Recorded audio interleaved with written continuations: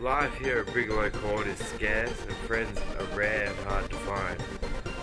I've been here since 2014 and never has there been a solemn and more humble friend who's always a gentleman, always considerate, and has good taste in music, trans decade, good music appreciation.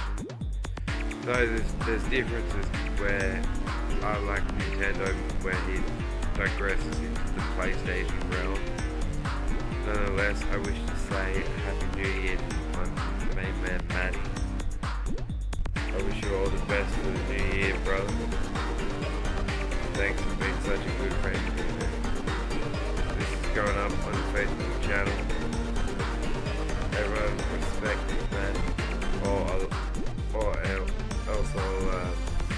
or else I'll be egging your house as fast as those glasses change from green to blue. Right on. Happy 2021, motherfuckers. Live long and prosper. Alright then, homies. You know my style and how I operate. I have to say something in response to phone hacking. And so I've tried to do an illustration with my mixer, whereby what I do is when you go into cocoon mode, and you've cocooned and you're trying to establish, just as scientists will use controls in their experiments, I myself implemented a control. It's a control that has arguably lost me opportunities to catch up with friends, but it's a rather consistent control nonetheless. That control is that when I'm called or when I call someone, I'm very, very minimalist. I'm not using or dealing in hard drugs or anything like that, but I'm talking even more minimalist and discreet than a dealer.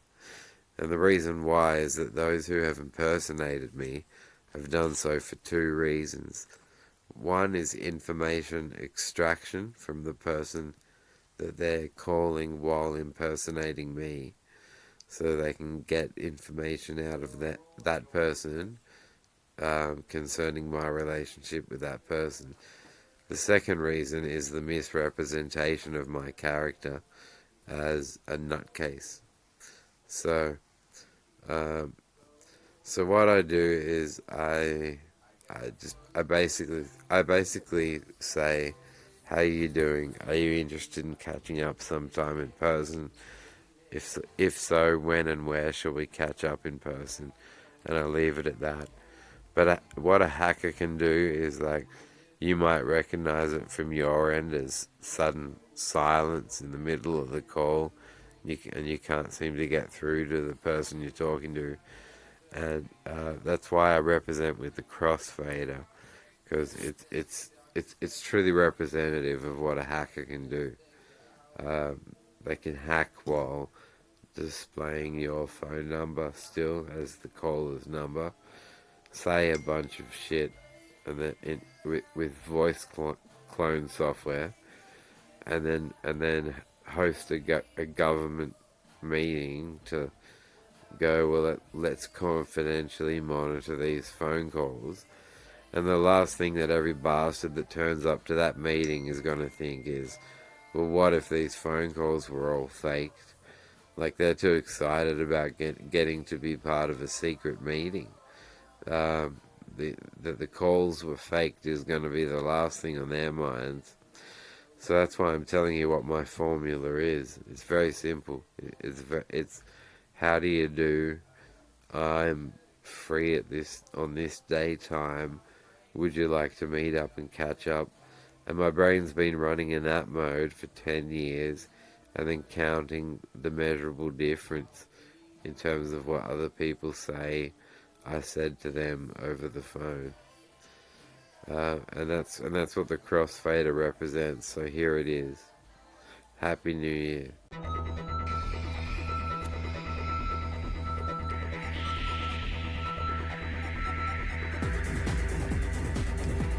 Ring, ring. Ring, ring. Hello. We have been keeping whole content at a parsimonious minimal for very many years by now. How are you doing?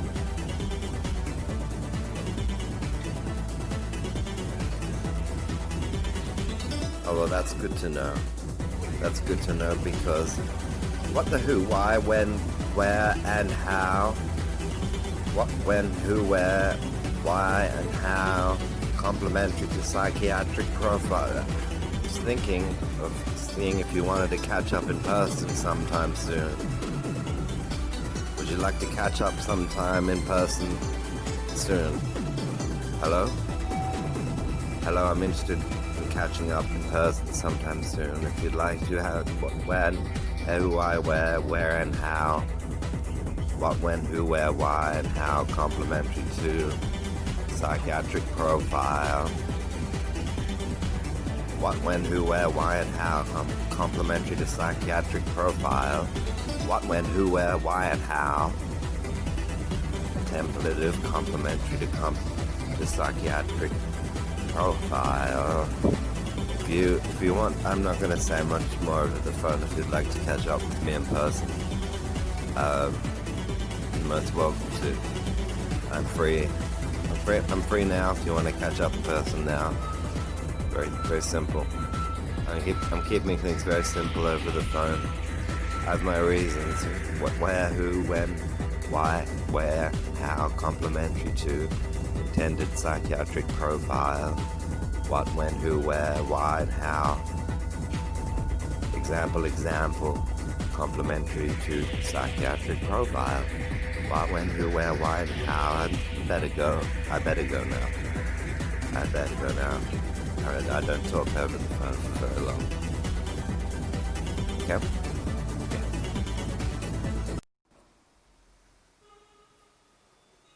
Yeah, close your bill. Yep.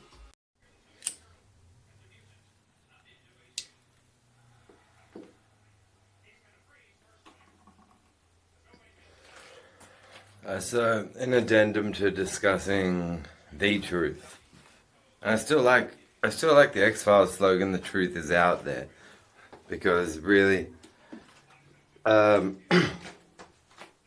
my first criticism, as I pointed out in the prior recording, is that if you just take on board the true or actual facts of a case, as stipulated by, and so Nietzsche even challenged the use of the word fact.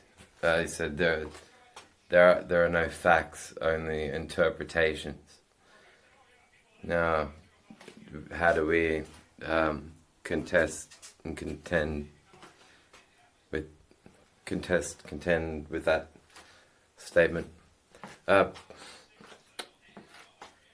However, as we assemble, it's wise to consult multiple sources on similar types of problems and questions, and that means you assemble a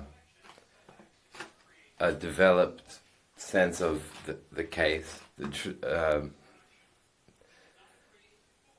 and that becomes your truth. So the truth always reduces to anthropomorphic, which is a mind, anthropomorphic relativism. And I encourage the consultation of as many sources as you'd like and can on any matter of inquiry that is important.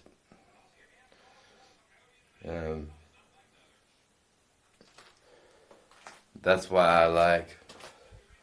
So I think one question that I think is very interesting is that we've got we've got this shit going on where, you know, you can put forward a question like, well, if hearing voices is a psych illness, but the voices aren't being measured in a human brain with a particular type of brain activity scanning apparatus, then it's not a scientific claim to say that a person is sick due to hearing voices. It's akin to punishing them for having ears.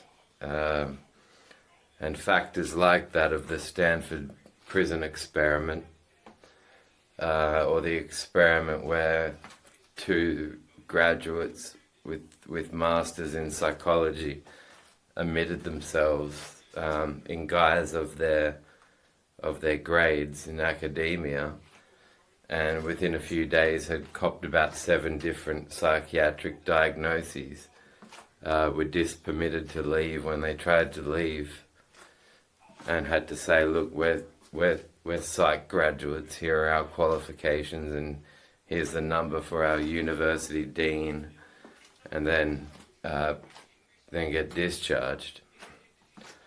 It says a lot.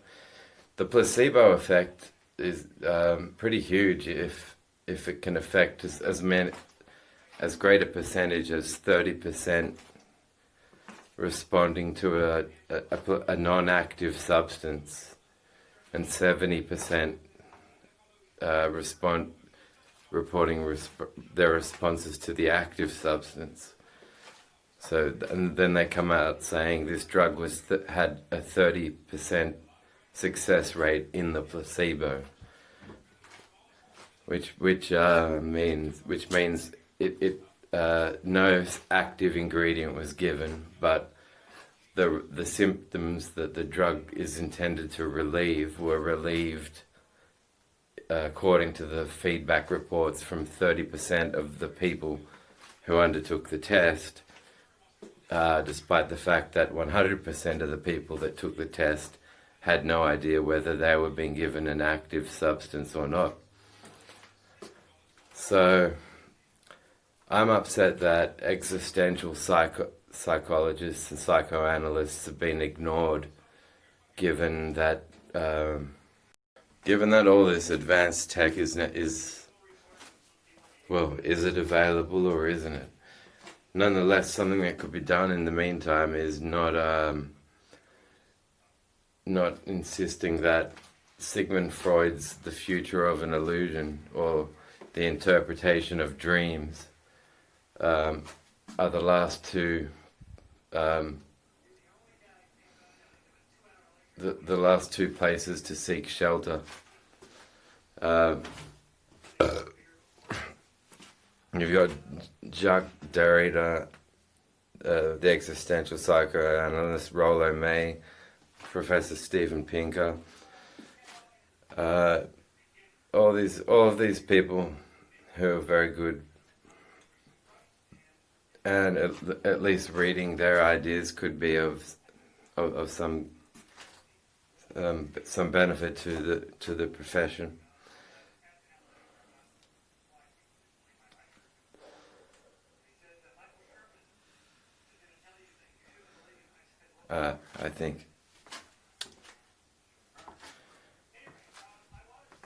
I think, therefore, you am watching my fucking phone again.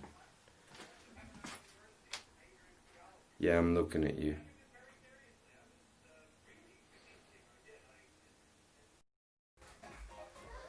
Happy New Year, super motherfuckers. Welcome to my Facebook.